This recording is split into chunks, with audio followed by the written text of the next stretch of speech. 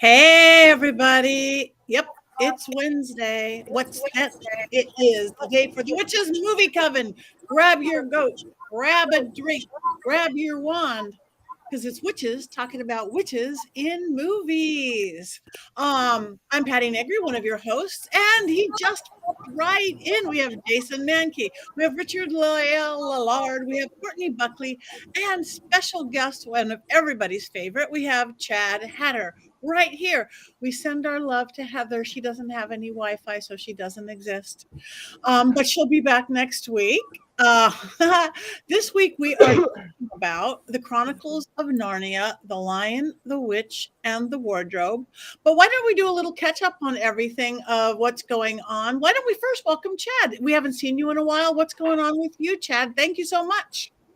Thank you for having me. Everything is great. The summer is blazing hot. I'm doing my absolute best to stay indoors and near air conditioning and only go out at night. And everything is great in my neck of the woods. I've got lots of work. I'm very, very busy, and at some point I hope to have a vacation. So I'm hanging in there. Yay. Well, you look marvelous. Thank you. I decided to dress down tonight. Perfect. And Richard-Lael Lillard, you look spiffy as always. Oh, What's new with you? I'm not actually dressed for the film. I have this, I was in my closet. It's this turn of the century, 1890s, maybe to 1910. It's a morning, what is that? Stole. Stole. Yes, it's a morning stole with ostrich. And I just wore it. I thought, why not? I'm not in mourning. I mean, no, I'm not going to talk about that yet. We'll talk about the film once we get there. But yeah, I'm okay. Everything is all right. Doing well. Nothing really too exciting. It's the weekend coming up, and it's the 4th of July celebrations, and I don't have anything planned. So maybe I'll stay home and make some potions. Oh, perfect. Sounds lovely. I'm supposed to eat barbecue, and no, I don't. All right, Courtney, you look amazing as always. Thank you. I appreciate it. So I'm a bad witch this week, and I did not do my homework. So I thought if I showed up as if it was last week, still in my midsummer gear, with my new Mystery Control midsummer shirt. I don't know if you guys can see this though. Look at how awesome this is in the back. You see the flower crown? I don't know if you can see it. Then at least you guys would excuse me and still let me join the party. So here I am. You are the party, Courtney. You're always welcome. And Jason flying in with dark glasses last minute. I am sorry for my almost tardiness. Living in the Bay Area, sometimes your friends get free passes to things in the tech industry. And I was at our local amusement park place, and I just ran inside, still have my sunglasses on. So I'm like kicking it, chilling out, summertime Jason, I guess. I don't know. And your hair looks great. I've been riding roller coasters for 2 hours. So my hair is a complete knotted disaster. And I'm really sorry for like the people who are fans of my hair. No, it works. That knotted disaster look works. Thank you. It always works. Well, I have nothing new because I'm working on a book deadline, so I haven't left my computer. And I'm happy to be out in public with all of you guys. So thank you, everybody who's tuning in. All you guys in the chat room, keep it on because we'll throw you on here when we can and when the computer's working. And we want your input about everything, about us, about the movie. Anybody got your goats? We all have our goats. Chad, we have to get you a goat, I think. Right. I know I don't have a goat, but I do have I have a ceramic guinea pig. So I love him. That's close. I love them. Hardly tell the difference. I know. Yeah, no, it's dead ringer. All right. We are missing Heather already, so we're waving to her from here. Yes, a book, exciting. It is very exciting. I can't wait. So I'm thrilled to be doing it, but I'm in those last oh wait, my deadline. But it's good. But we did watch this movie. This was a nice little respite. Well, most of us did, and it's okay, Courtney, because you look cute.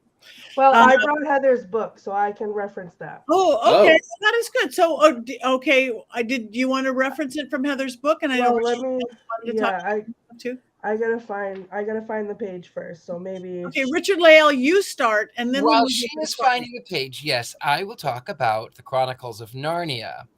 It is a story that was published in 1950 about these 4 orphan children who were sent to the countryside of England during the bombing blitz of London, which happened from 1940 to 1941. And while they're out in the country, they of course are in this country manor house, and they are housing with a professor and the housekeeper. The housekeeper wants to make certain that he is not disturbed. So she is always fussing and making things sort of difficult on these poor orphaned children. And they go to play games, they go to play hide and seek, and one of them ends up in this wardrobe, and beyond the wardrobe is this magical world of Narnia, where she encounters Mr. Tumnus, who is a satyr. And then, of course, nobody believes her until a baseball crashes through the window, and they all have to hide because now they've disturbed the professor. They get into this wardrobe, and they find out that this little girl was not lying, that she was in fact telling the truth, and that there was a mysterious world. Now, the other brother had somehow joined at one point too, and met the knockoff of Hans Christian Andersen's The Snow Queen. That's another story for another day, but she actually ends up by being the villain. These 4 and are prophesied to be there. That they're the 4 gospels, as you would have it. But the 4 go on to be kings and queens, and they fight with Aslan, who is the true ruler of Narnia, who's this anthropomorphic talking lion who sacrifices himself and then is resurrected again, and met by the 2 girls, and they have lived these wonderful adult full lives, and they forget, and then in the end they find themselves back at the lamppost, and they go, wow, this really is familiar, and then they all come tumbling out as children again. The end. Next book. Well, thank you very much. I used to have a cat named Aslan. Yes, I did. He looked like a lion, so that was his name. Not that I was even over a big fan of it. It's just that my cat looked like a lion, so his name had to be Aslan. So, Courtney, did you find your pages? All right, so she mentions The Lion, the Witch, and the Wardrobe on page 337 under Teen Witchery and the Enchanted Child. So she talks about teen-focused narratives were not limited to Here, I'll hold this up so you can see it. We're not limited to supernatural horror. Teen witchery could be found in lighter family fare on television and on the big screen. Before going further, it is important to note that the concept of the teen audience ranges from preteens or tweenies, ages 9 to 12, through young adults in their mid-20s. The exact range varies from study to study, with the broadest being from age 9 to 24. And it's this range that applies best to witch productions, considering both the target audience and the age of the characters. For example, Twitches from 2005, a popular film with tweens, tells the story of 21-year-old women, while youth horror such as Witches of the Caribbean was decidedly aimed at the older sector of this demographic. Family-friendly genres contained witch-centered productions that appealed specifically to preteens. Lighter teen witch fare began to emerge by 2005, and despite the popularity of some productions, they never overtake the popularity of the darker narratives. Most non-horror teen witchery films or shows were produced in the wake of other popular witchcraft-related productions, predominantly Sabrina the Teenage Witch, the Harry Potter books and films, and epic fantasy films like The Lion, the Witch, and the Wardrobe. These witchlight productions offered witchcraft narratives and enchanted realms. And then she goes on to talk about the industry capitalizing on the popularity of teen fantasy. And she says that in all of these contemporary teen witch narratives, the witch is not an outcast. The productions are not focused on the negotiation of magical boundaries or the acceptance of one's natural power. The teens are in search of their true identity. And you did mention epic. And since you brought up the word epic, I think we should also mention briefly Epic Movie, which was, I think, 2007. It was basically these 4 orphans. Epic Movie, here it is. These four orphans from 4 different movies: Snakes on a Plane, Nacho Libre, I think is what it was. Anyway, they end up by meeting Willy Wonka. He's not Willy because it's copyrighted, but they meet Willy, and he ends up, of course, being creepy. They hide from him in a closet. They hide from him in the wardrobe, and of course, then they go to Narnia, where they meet Captain Jack Swallows. I didn't pick this up. That's the character's name. So I actually really enjoyed this movie. It's stupid, but if you want a good laugh, go to this one. Also, I love Jennifer Coolidge. Is that her name? Yes. Jennifer Coolidge plays the Stifler's mom. But she also plays the White Witch. Jennifer Coolidge is great in everything Jennifer Coolidge does. She's fabulous. Yes. Everything. Yeah. And yes, I just wanted to repeat what Robert just said, that Heather really didn't write about this very movie. It was mentioned there because it isn't an American film. She hasn't done her other country book yet. So we'll have to get that out of her. But we needed to channel whatever her words were regarding it because we miss her. So we missed her completely. I took on that burden. Heather's not here? I hope I did her justice. You can't see because of the sunglasses. Yes, it's tough. Dark. It's Too tough. dark. I'm hiding my sunburn is what I'm trying to do. We can still see it. We can still see it. I can feel it on my face. We can see sunburn even though you can't. I love the Chronicles of Narnia. I have to start by saying that I love these books. I read them in 7th grade. I reread them in college, and I've reread them as an adult, and I still find them enchanting. I like them much more than Harry Potter. It appeals to me in a much better way. Like anybody can walk into a closet and come out in Narnia. Not everybody is born a magician. I think that the magic in Narnia is much easier to access, which is probably why I like it more. I agree. And then you can, in my case, one can go in the closet and then blow the closet doors out, come out of the closet, which is my mantra.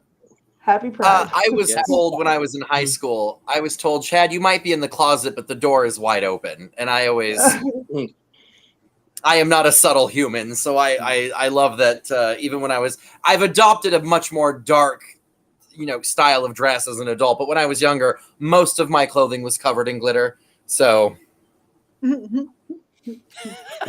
love it. Well, we're happy to have you here. Your hat's fabulous, Chad. Yes. I made it. Thank you very much. Yeah, it's great. I love it.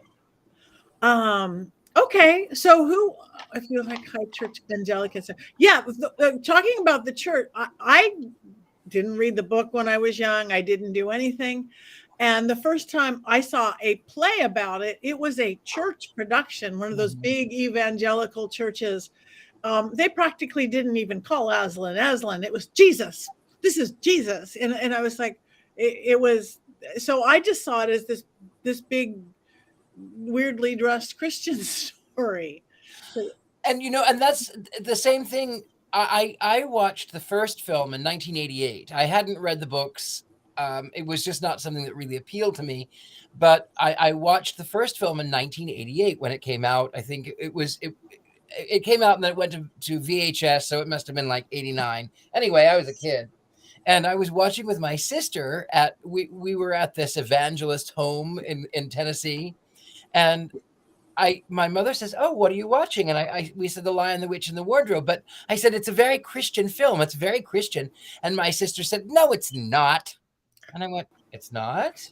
But he dies and comes back to life, and and then he's met by 2 girls, which is the 2 women at the tomb. Is that not? It's not the story of Jesus? No, it's not the story of Jesus. It's not the story of Jesus. First of all, it's a lion. All right. It's not Jesus. Secondly, Jesus dies for everyone's sins. Aslan dies for Edmund's mistake. Only Edmund's mistake. He's not dying for all of Narnia.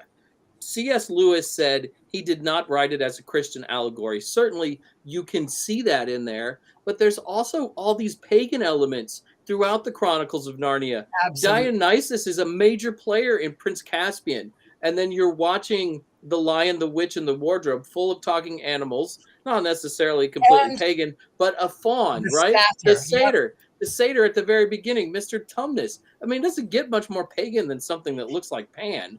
And not only what I did love about that, I didn't mean to interrupt you, Jason, but what I loved about that was that it's so easy for people who are Christian to paint something that looks like Pan, a satyr, a faun as the devil, and he didn't. So I will. Oh, this is speaking of painting as the devil. This is in my tarot card my tarot decks that I'm working on, and this is my hermit card. This is so I based it. I actually based it on Mr. Tumnus, even though I'm going to spoil. I'm not a huge fan of the books, but I really loved Mr. Tumnus. That was one of the first things that let me knew that I could come out of the closet when he came out in 1988, and he was all in the cold and he had just that scarf around his neck and he was covered in fur. I went, yes, please. I just have to point out that the portrayal of Mr. Tumnus in this film is particularly well done. And I don't mean like the CG. I just mean he looks like he would taste delicious. The whole sequence with him with the music and him, lulling her to sleep, it's so unsettling. And it's just the right amount of unsettling. And then you've got that moment in the fireplace where the vision of Aslan appears in the fire and is like, knock it off. And it's so well done. And him, I have to piggyback what Richard-Lael said about, he's wearing nothing but a scarf. Ultimately, I love the image of him with all of his daily shopping, his packages tied up in paper, with his umbrella from the, to hide from the snow. It's so British. It's so English. And it's like so countryside English. And it's delightful. It's so delightful. It is beautiful. I must say that I enjoyed, again, it's one of those visuals that I enjoyed, and I got to see it on not my phone, not a doll, and not my phone movie watching. But again, the first time I saw it, it wasn't the movie, it was a play, and it was done by Evangelical Church. I went with my friend because she said, just come see a play with me. But they did ask everybody if they wanted to accept Jesus as their savior at the end of the play. It was that. It was like, okay. Aslan, maybe. Jesus, not so much my thing, like, give me options here. That would be much better. They didn't have options. So Yeah. when I saw the movie, I'm like, oh, this is just a good movie, not proselytizing, whatever. But they said C.S. Lewis wrote it as that. I'm just saying. And it is thought, actually, in my research, it was basically because Jason had posted something about was C.S. Lewis, was it just Christian propaganda, or was he a secret pagan? And then I thought, I actually never thought of that, Jason. Thank you so much for that. So I did a little research, and there are a lot of Christian groups that are actually trying to ban his books and movies because they think that he is a pagan. Sincerely, for the fact that there is the satyr, there is Dionysus, there are all of these pagan animals. Well, I mean, and Father Christmas as well. There's a lot of evangelicals that look at that as idol worship. And so the inclusion of Father Christmas as a character also is a hindrance. And it's interesting. Jason, I love this theory, because it does feel like Christian ideology wrapped up in, magical, whimsical stuff. But the reverse also is true. It could be pagan ideology wrapped up inside of a Christian narrative. That's delicious. I love that. I can't take credit for thinking of it. So there's yes, but you took the time to share it. So Ronald Hutton writes about C.S. Lewis and Tolkien not necessarily being secret pagans, but at least pagan sympathetic. They were very much interested in ancient pagan religions, and it comes through in both of their work, whether it's Narnia or the story of hobbits and Middle Earth.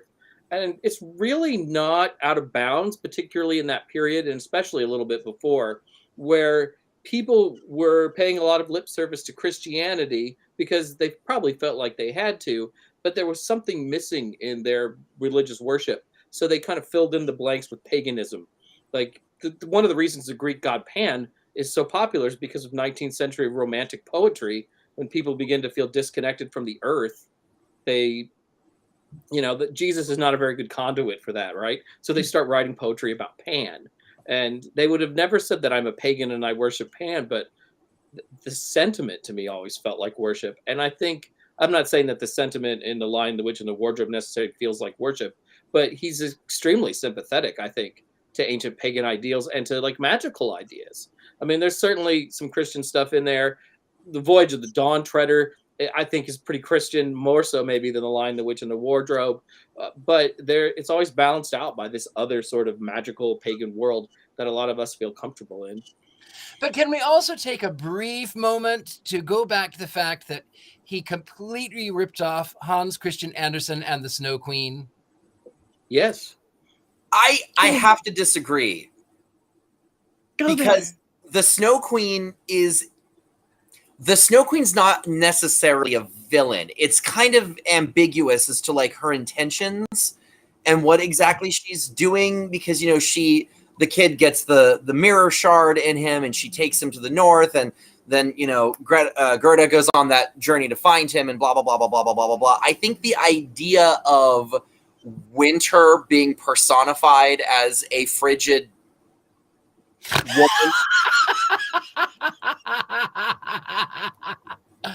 I caught a frigid witch. I think that is something that exists in multiple cultures, multiple ideologies, and so it's hard. I can't say that it's a 1-to-1 ripoff. There feels like it. There's maybe not a 1-to-1, but I think they're definitely cousins. Could be. Oh yeah, definitely. It's just the main thing is that Jadis uses Winter to exert control, whereas the Snow Queen is an agent of Winter. So it's the impetus behind the two of them. In the Snow Queen, they talk about how she's part of like the balance, right? Because you have to have Winter in order to have this, in order to that, and she's the queen of the snow bees, and snowflakes are snow bees, and blah blah blah blah blah. And the grandma goes on the whole thing about who the Snow Queen is, and the White Witch never really. It always irked me when people when they would refer to her as the Snow Queen, because she's not. She wants to be Queen of Narnia. She uses Winter for control, but she's not, because if you've read the other books, you know where she comes from, and she has her origin story has nothing to do with Winter. She just literally is she's a spoiler alert. She's a person from another dimension that wants to rule this one, who sort of ends up there completely by accident, and she's indirectly responsible for the very magic that Aslan uses against her when he sacrifices himself to save Edmund, because she, being power hungry, and that's a theme that exists in everything. J.K. Rowling did the same thing in Harry Potter, where Harry's mother sacrifices herself to save Harry, and then it puts this protective charm on him, and then when Voldemort tries to steal it to make it part of himself, he doesn't do I don't watch that, but you're not supposed to say that name. Oh, right. I won't mention her again. I'm so sorry. I won't mention her again. I'm so sorry. Oh yeah, her name too. Yeah. Speaking of frigid witches, but I do have to say though, and this is my only contribution, is the character design of every single person in the movie is brilliant, and the costume design of Tilda Swinton as the White Witch is just phenomenal. And one of my favorite, and everyone knows this bit of information, but I'm going to say it anyway, but as her power begins to wane, her crown melts. And I love that. I absolutely love that.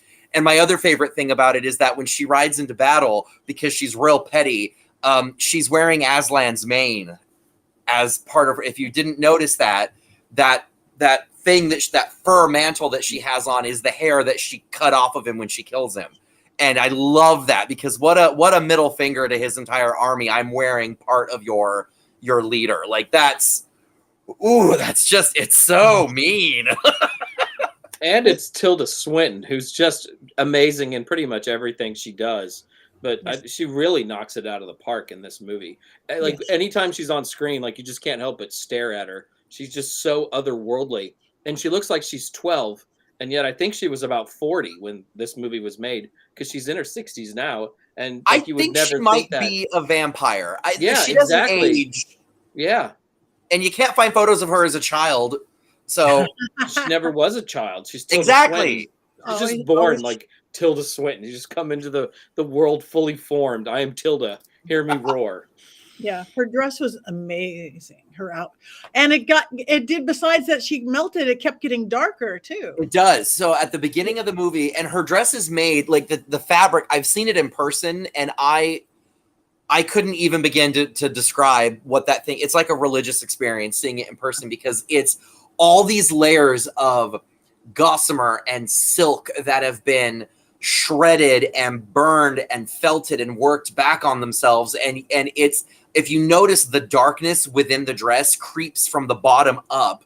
And I remember reading somewhere that they had something like 9 versions of the dress, and the people doing continuity had to pay very close attention to where they were in the story, so that if they had to go back and do reshoot. In fact, hold please.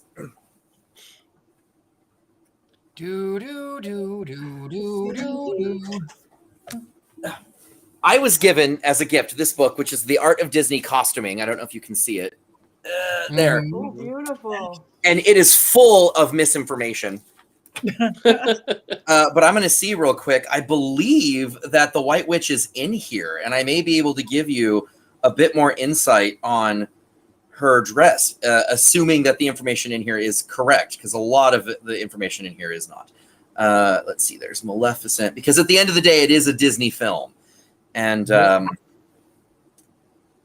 which is remarkable that they would do something so overtly kind of antithetical to what they do. But no princesses, only queens.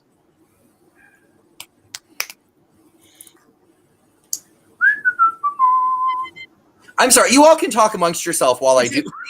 Chad, Rob is asking, is it in the Icons of Darkness collection? It is not.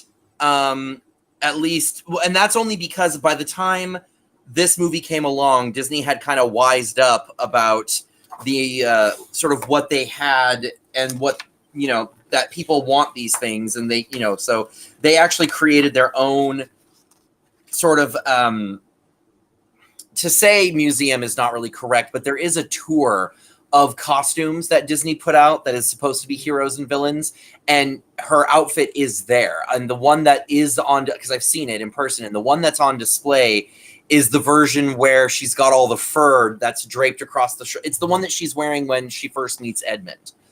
And it has this whole plaque that talks about the inspiration of the design, but doesn't talk about the construction of it, which I found to be very irritating, because I want to know how these things are made.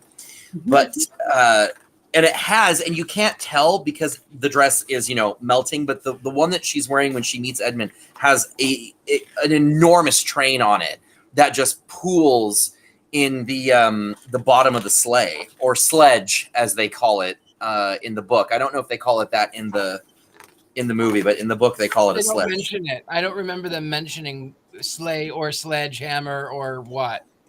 Sledge. Yeah. Chad, I could listen to you talk about costumes all day. I'm like sitting here, like just taking it in, like living vicariously through your excitement. You're enchanting when you talk about this. That's fair. Well, thank you. I always thought I was irritating as all get out, but if someone is enjoying it, then it makes it completely worthwhile, because and he's very good. I will say I have to brag. I mean, not that hat is beautiful that he made, but you should see some of the other things that he's made. I'm sure there'll be time. There'll be time. Wands up to Chad's costuming. Absolutely, all the way up. And discussions of. Did you find what you were looking for? No, dash it all. I'm very upset because I know that the costume is in the exhibition, but if it's in here, it's under the wrong category, because I already went through the villains and it wasn't there. And now I'm going through like the anti-heroes. Here's Mother Ginger from the Nutcracker. Yeah, it's not in here. That is an absolute travesty. But then again, I did say that the book is full of misinformation, which is really unfortunate, because the person that they had, I'll be honest, the person that they had write it knows nothing about costume design, and the people that he chose to interview were incorrect. But anyway, so having seen the costume in person, I will tell you that the one thing that it is devoid of, which I was really surprised by when I saw it, is there's no beadwork, there's no crystals, there's no sparkle. It's all just it's snow if you're looking at snow at twilight. So there's no, it doesn't glisten, it doesn't glitter. And I can only assume that the reason why they did that is because there was so much green screen that they would have done, it would have reflected it, and that would have been a problem. Because a lot of times when you have something that's green screen, if any part of the garment is reflective, it picks up on it, and then that is more CG that the technicians have to worry about as they're filming.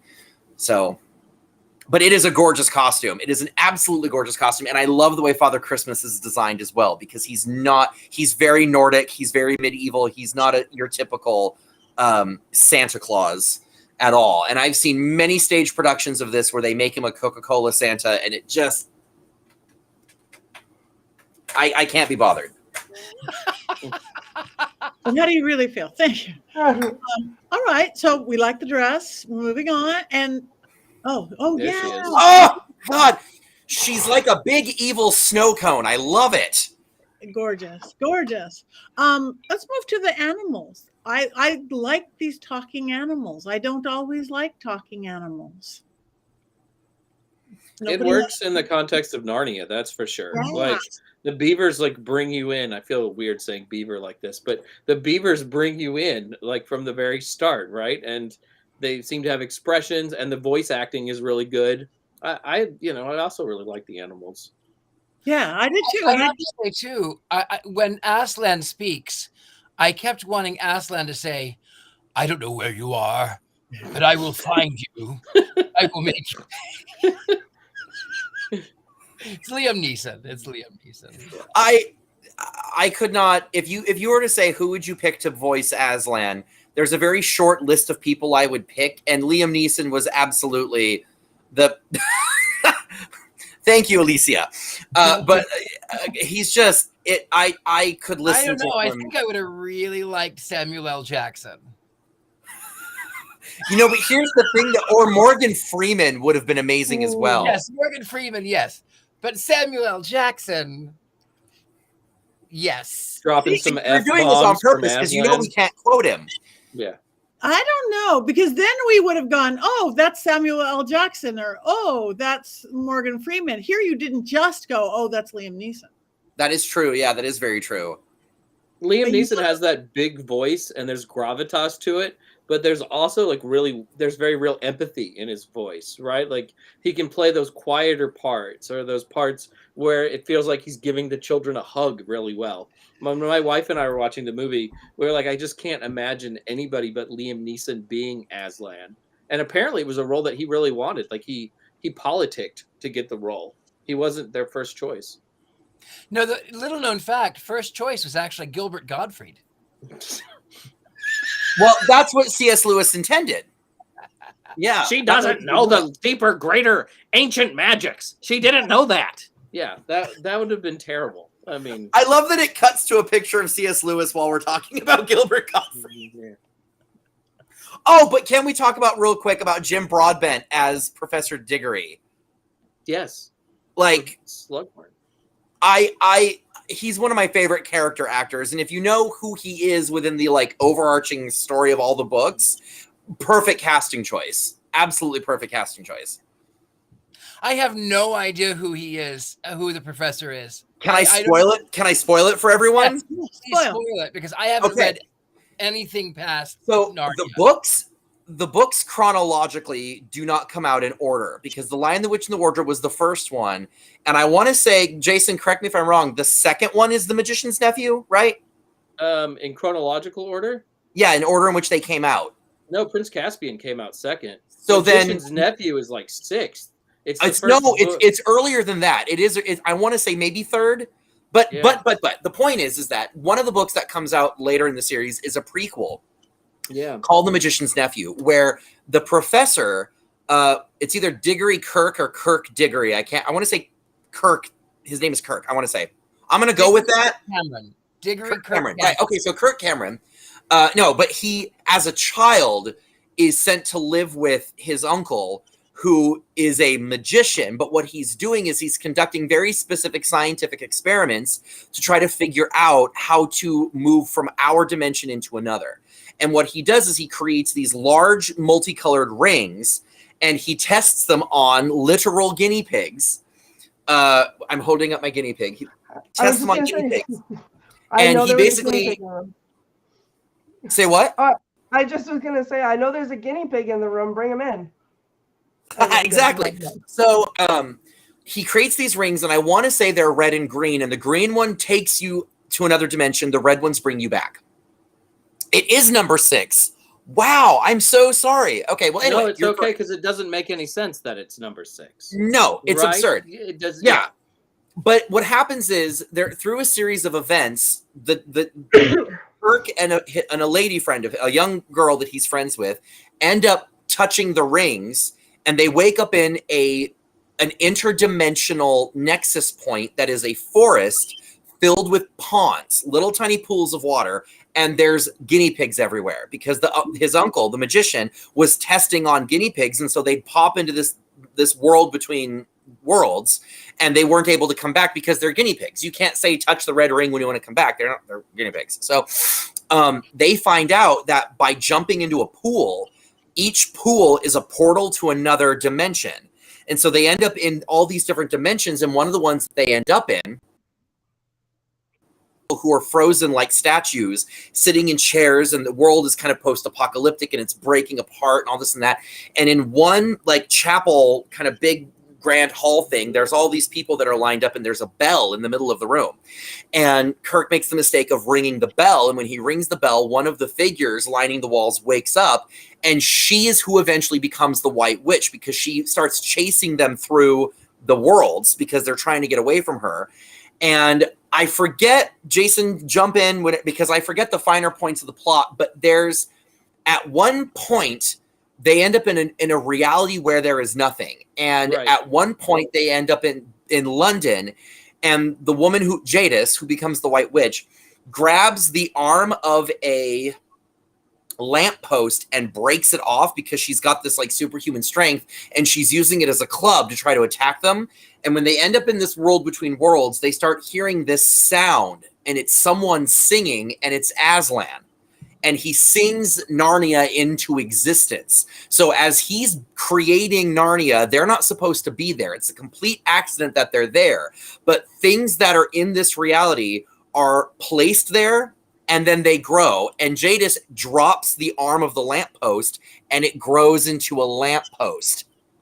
So at one point, Aslan is like, y'all have created a problem here. This woman is evil. We need to do something. Travel to this location. You will find a tree there with apples. Don't eat any of them, but bring me one of them. So they go off. They find the tree. It's loaded with silver apples, and Jadis has beaten them there, and she's like chowing down on them, which they were specifically told not to do. And if I remember, there's a passage in the book that talks about how her mouth is stained brown from eating the apples, but they get the apple. They get the apples, they bring them to Aslan, he drops one of them, it grows a new tree, and that tree creates this barrier that she cannot pass. So she's trapped in this like northernmost point of Narnia by this magical barrier that the tree creates, and they end up bringing an apple back to our reality, which Kirk plants, and it grows like very quickly into a tree, but it's not a normal apple tree, it's otherworldly and weird. Like there would be days where the weather would be doing nothing, but the tree would be moving like it was stuck in a windstorm because it is connected to Narnia. So things that are happening to its sister and brother trees in Narnia, it reacts to. At one point, the tree falls down. It gets knocked over, I think, by a windstorm. And so Kirk has it made into a wardrobe. Which is why when you look at the production design of this film and you see the wardrobe, it has an apple tree carved into the front of it, because that is the production team's reference to the magician's nephew and the origin of the wardrobe. That's why at the end of this movie, when she's like, "Oh, you wouldn't believe me," he's like, "Try me," because he knows where the wood of that wardrobe came from. He knows the origin of it. And so that's why he, in the books, when they tell him the story, he's like, no, it makes perfect sense. And the kids are like flabbergasted that he believes them, because the housekeeper doesn't and the gardener doesn't. You know, other people don't believe them about this magical adventure. And he has this great quote where he says, yeah, you could turn a corner and end up in another dimension and not even know it.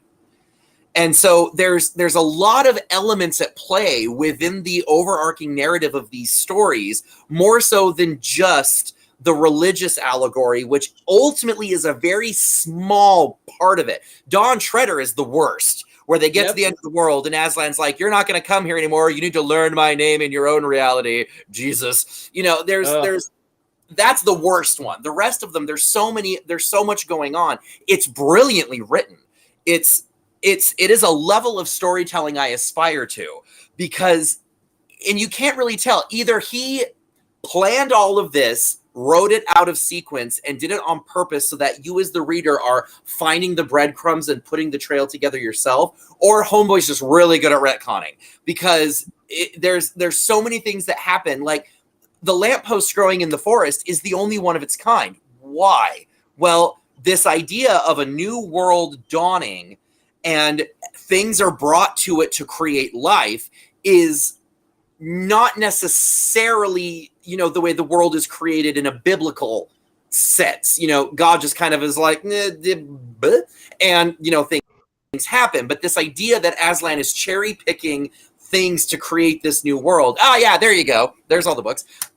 It's genius. It's absolute genius. And so there are a lot of people that are like, nah, Christian. And I'm like, I can't get entirely behind writing it off, simply because there's so many more elements of it that feel subversive when it comes to magic and creation and, you know, clockmaker theory, that God got the world going and then left. That's what Aslan does. He builds reality, and then he builds Narnia, and then he leaves. You know, there's so many other. I could go on for hours. I'm so sorry. You other people should be talking. I'll be quiet. I've never understood why they don't get mad at Aslan. He like leaves for 100 years, right? I mean, yeah. I would have been like, where the heck is this jerk face, right? I mean, why isn't he doing anything? The implication is that God is God. Boom. So in Narnia, he is their God figure, you know, but he leaves to go check on it's implied that he goes and checks on other worlds and then kind of does his rounds, right? Right. Yeah, he's got lots of things going on, but still, as a resident of Narnia, I would have been a little angry. I mean, not getting Christmas for 100 years, that really blows. It's absurd. Yeah. I hate Christmas, so that would be fine for me. That would be perfect for me. Bah, humbug. That's what I say. It's the most but Christmas in Narnia is much more hedonistic, because they're like, yeah, we want presents and we want food, and that's what they focus on. It has nothing to do with anything religious. They literally just want to party. It's more Roman Saturnalia than it is Christmas. Agreed. Yeah. And Susan and Lucy go to a Bacchanalia in Prince Caspian. I mean, you know, it's a pretty happening place. Yeah. Okay. And anybody else have anything to say before we vote? I get why, though, that they have the God figure disappearing, because and then I also understand why it was a little preachy, because again, they just experienced World War II. They just experienced the bombing blitz of London. They experienced the atrocities that happened in Berlin. They witnessed it, and so a lot of people were really, really scared of everything. You know, it even led to the Red Scare. The communists were coming.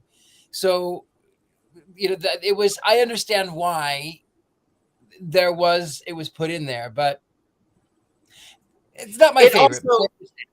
It also mirrors so much of what C.S. Lewis and J.R. Tolkien did mirrors traditional fairy tale structure. And if you look at early Charles Perrault was the one that wrote the version of Cinderella that had the fairy godmother, and it actually predates the Grimm's version by, I want to say 80 years, I think. But there is, in most adaptations of Cinderella, there is a moment where she questions why the fairy godmother, you know, why weren't you around other times I needed you? And my favorite version is fairy tale theater, you know, Shelley Duvall's fairy tale theater from the late 80s, early 90s, where Jean Stapleton is playing the fairy godmother. And Cinderella says, my stepsisters tied me to the banister once and have been really awful. Why weren't you around? And the fairy godmother's like, you have to look after yourself. There's not always a magical fix to things. And so to me, the parallel of Aslan not being around to always deal with everything kind of mirrors that, because if he was around to always save the day, then I would imagine life would be boring and also maybe easier, and maybe not so many people would have been turned to stone. I don't know. It's really just more of a flippant comment from me, right? I mean, I wasn't necessarily like looking for like a deep theological long discussion. It was just sort of a dumb, silly thing to say, which I'm prone to do on this show, is to say dumb, silly things. Yes, but the problem is I like talking. So if I see an avenue where I can like jump in and pontificate for 45 minutes, I'm gonna. If we're talking about Narnia, though, we cannot leave this discussion, though, without talking about Narnia's weird cousin, Fillory. If any of you have read if you watch the TV show The Magicians, that takes place in Fillory, which is basically Narnia, but they can't use Narnia, where an adult is obsessed with a kid's book his whole life and then gets to go to this place where these very Narnia-like things happen. Magician was the name of the first book, and all of the books are fabulous, and the TV show is also fabulous.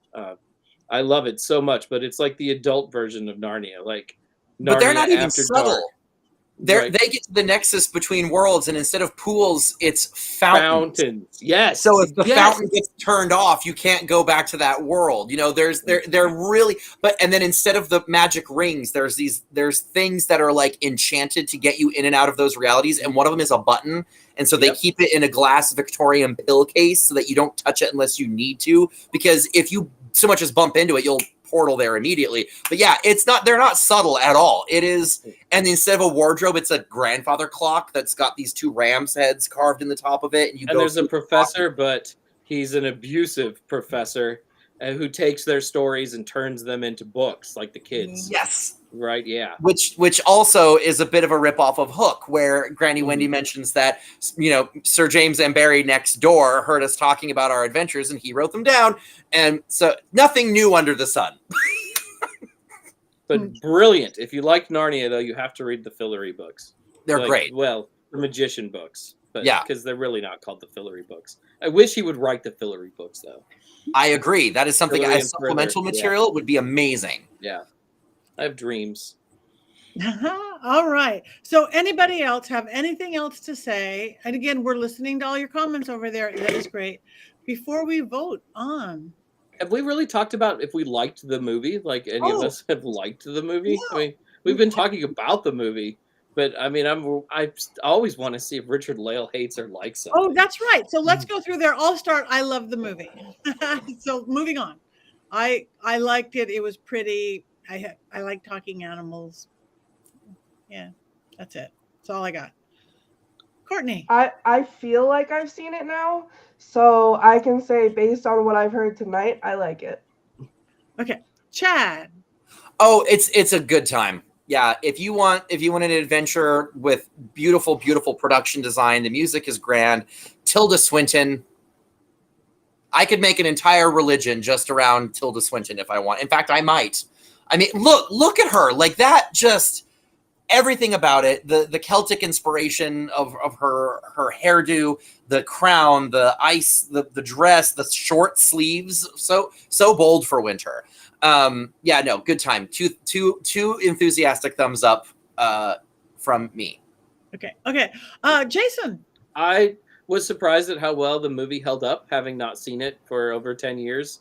I remember watching it at midnight when it came out the first time and liking it, but I think, 13, 15, almost 20 years now after it originally came out, I think it holds up really well, and I found myself really, really, really liking it. Okay. And on what we're waiting for, Richard-Lael. I didn't mind it.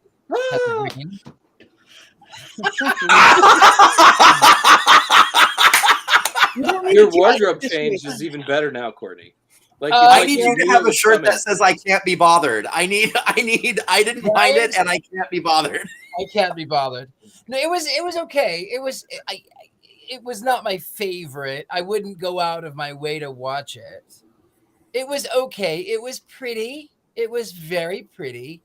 But mind you, I kept going back to 1988 and being there with all of the evangelicals, you know, in Tennessee.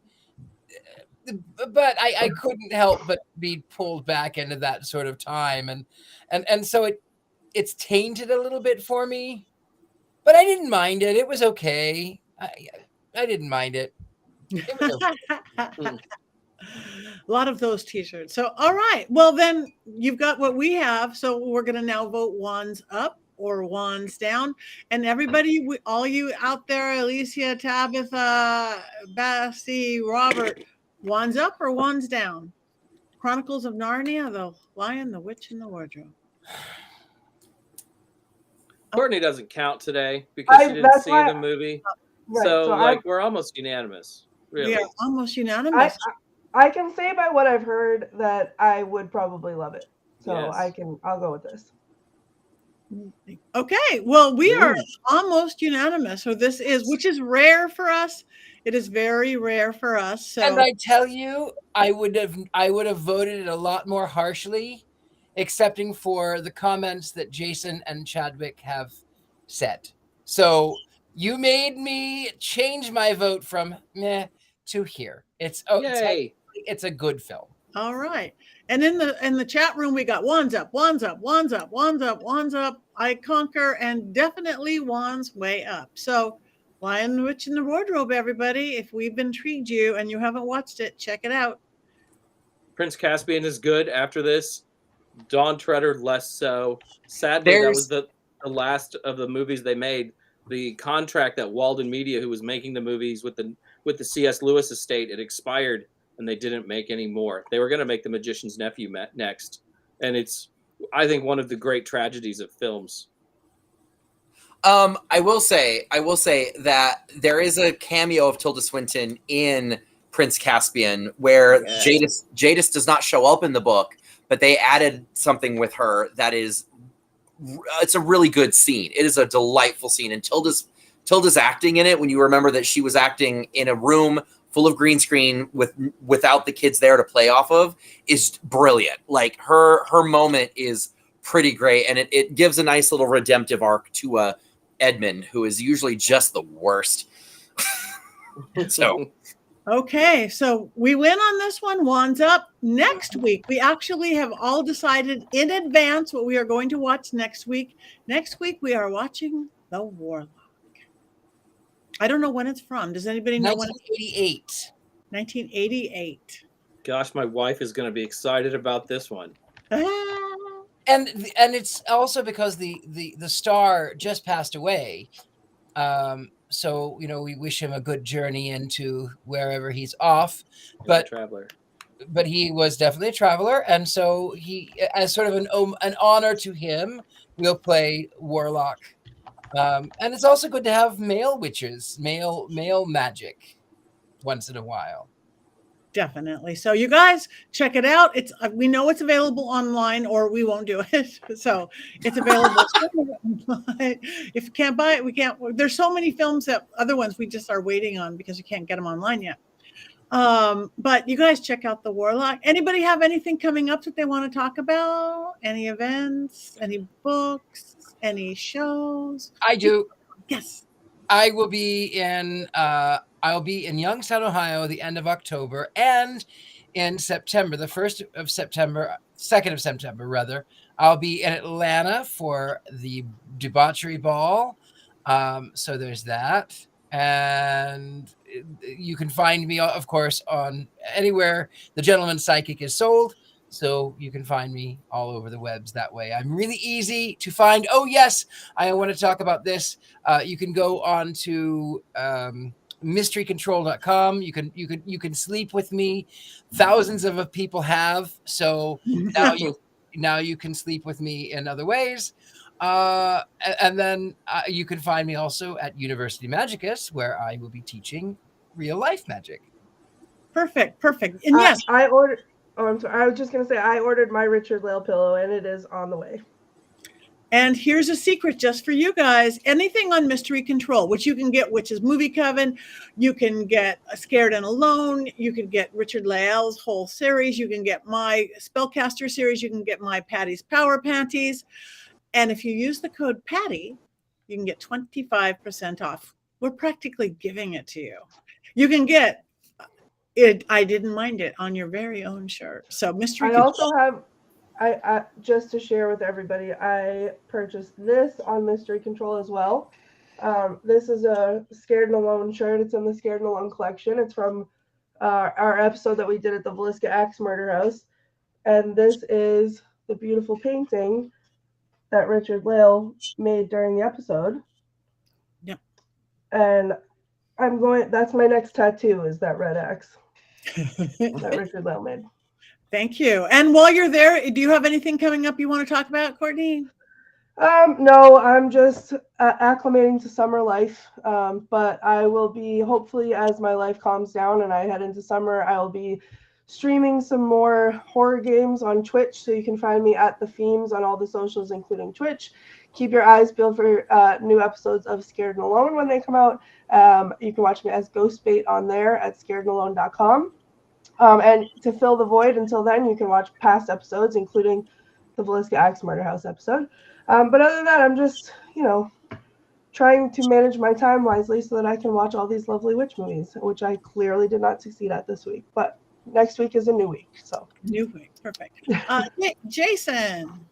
July 11th through 16th, I will be in Southern Ohio at the Starwood Festival, which is a magical week of camping, live music, lots of workshops. I'll be doing rituals and workshops all week. And then in August 7th through the 13th, I will be at the Sacred Harvest Festival in Minnesota. I think it's about 90 minutes north of Minneapolis. So those are the next two big things on the agenda. So it's always very exciting to go on the road and do festivals. Thank you. Chad, anything else that we can know about? What are you doing? Well, I'm actually, the hat that I'm wearing, right, is a replica of Cynthia Erivo's Elphaba hat from the film adaptation of Wicked. And this broom is also a replica of her broom from the film adaptation of Wicked, which which wraps filming in a couple of weeks. But I'm actually in the middle of creating a large amount of costumes from the film that I'm taking to San Diego Comic-Con at the end of July. So weekend of July 21st, if anyone's at San Diego Comic-Con, there will be Glinda will be there, Elphaba will be there, the Wizard will be there, Madame Morrible will be there, as well as 4 very obnoxious flying monkeys. I've got monkey masks. Let me grab one real quick. They're not painted yet, but they're very because flying monkeys should be unsettling, but I don't know if you can see. There we go. Oh wow. Yeah. It is unsettling. And they're remarkable. We're flocking them, so they're going to be velvety and oh God. Wow. And you are freezing up as you do that. The spirits have gotten there. The spirits have gotten there. So thank you. Thank you for that. So Comic-Con, everybody. I'm gonna miss you in Ohio by just days. I'm gonna be there the weekend before, but filming in some reformatory haunted something, I don't know. Coming up in August, I will be at Hexfest in New Orleans. I'm teaching 3 different workshops and a panel, and then I'm heading, where am I going? Somewhere. I have actually no idea where I'm going up. 2 places in August. And Michigan Paracon. Michigan Paracon. Thank you. Michigan. It's the big one. It's way high up in Sault Ste. Marie. Thank you, Courtney. You're welcome. Even if you don't watch the movie, you're staying here. And of course, check out University Magicus, where you can learn all this crazy magical stuff by people like Richard-Lael and myself, spellcasting, mediumship development, all sorts of crazy, wonderful left of center things that we teach there. Again, go to Mystery Control. Check out my regular podcast, The Witching Hour, which people like these folks here are guests on. Drops a new one every Monday, everywhere you get podcasts. You can get it in video on my YouTube and on paraflix.com. Check out paraflix.com, all streaming, all horror, all the time. And other than that, like us, follow us, Tell us what you want us to see. Tell your friends and get a goat. Thing to do as we end. What do witches do? 1, 2, 3.